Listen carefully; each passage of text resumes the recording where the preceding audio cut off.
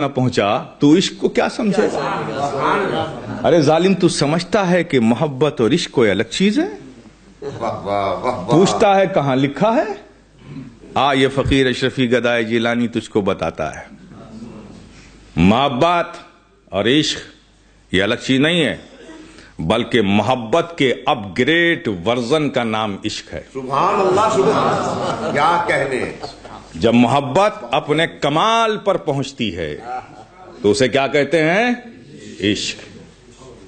اور دونوں میں فرق کیا ہے؟ فرق کیا ہے؟ محبت وہ چیز ہے کہ جب کسی سے کسی کو ہوتی ہے تو اس کا بھی خیال رہتا ہے اور اپنا بھی خیال باقی رہتا ہے۔ کیا کہنے، کیا کہنے۔ اسے کیا کہتے ہیں؟ محبت کہتے ہیں۔ یہ محبت کی کیفیت ہے کہ محبت وہ چیز ہے کہ جب کسی سے کسی کو ہوتی ہے تو اس کا بھی خیال رہتا ہے اور اپنا بھی خیال باقی رہتا ہے۔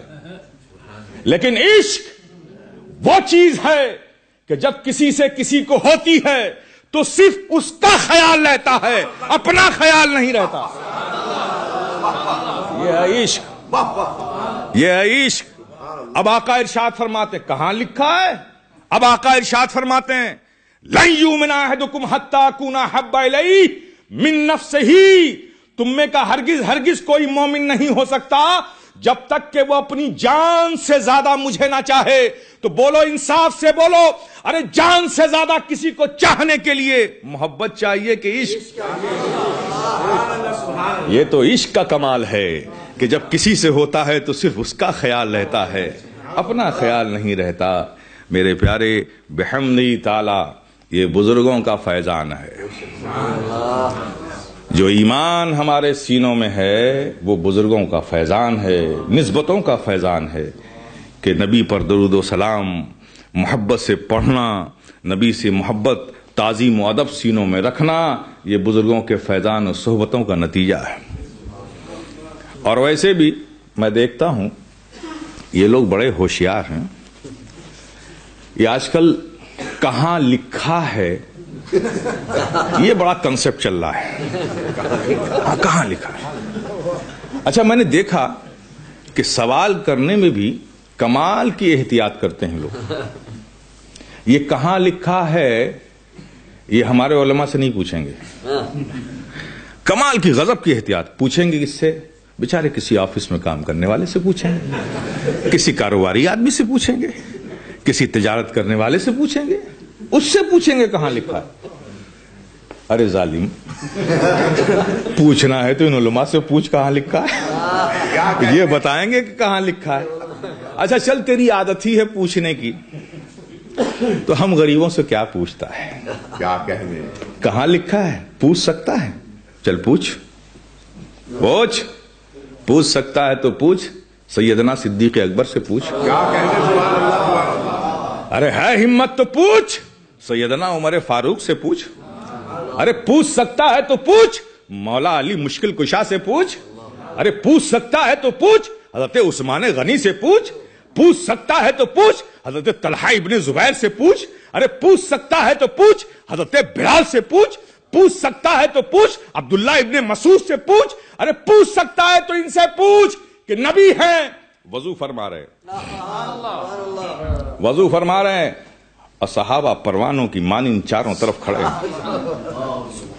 نبی نے پانی لیا، دست رحمت دھویا، پانی کے قطرے نبی کے جسم پاک سے جدا ہوئے۔ وہ قطرے زمین کی طرف آنا ہی چاہتے تھے کہ ایک صحابی نے دونوں ہاتھوں کو بڑھایا اور پانی کے ہر قطرے کو اپنے چلوؤں میں لے لیا اور پی لیا۔ پھر نبی نے دستے کرم دھویا، پھر پانی کے قطرے زمین کی طرف جانا ہی چاہتے تھے کہ دوسرے صحابی نے دونوں ہاتھوں کو بڑھایا، پانی کے ہر بوند کو ہتھیلیوں میں لیا اور لی کر اسے چہرے پر ملا۔ نبی وضو فرماتے جا رہے ہیں اور صحابہ پانی کے ہر قطرے کو لے کر کوئی پی رہا ہے، کوئی سروں پہ ڈال رہا ہے، کوئی سینے پہ مل رہا ہے، کوئی آنکھوں سے لگا رہا ہے، اور زمین تمنائی نظروں سے صحابہ کو دیکھ رہی ہے۔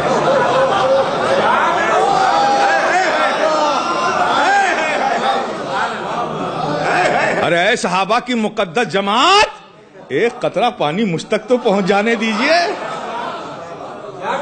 خدا کی قسم، نبی کے جسم اطہر سے لگا ہوا ایک قطرہ پانی اگر ہمیں بھی مل گیا تو ہمیشہ کے لیے خزاں رسیدگی دور ہو جائے گی۔ لیکن صحابہ کا عشق ہے کہ نبی کے جسم اطہر سے لگے ہوئے کسی قطرے پانی کو زمین پر نہیں جانے دیتے۔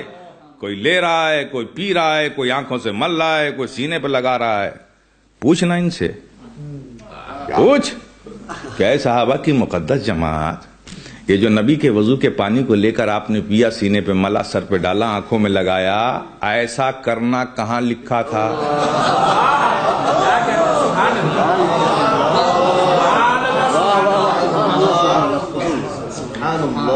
یہ آپ نے کیا، ایسا خیال آپ کو آیا کہاں سے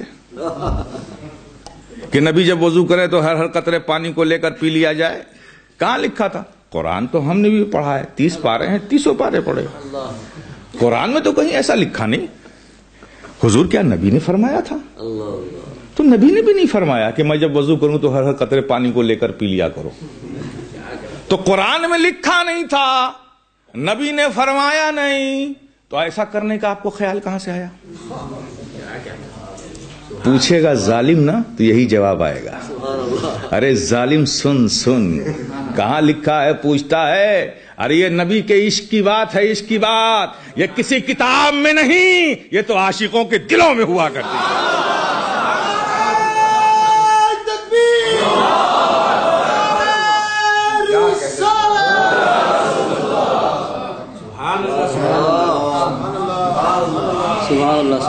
لیکن بحمدہ تعالی اللہ کا شکر احسان ہے کہ ہم نبی کے وفادار غلام ہیں۔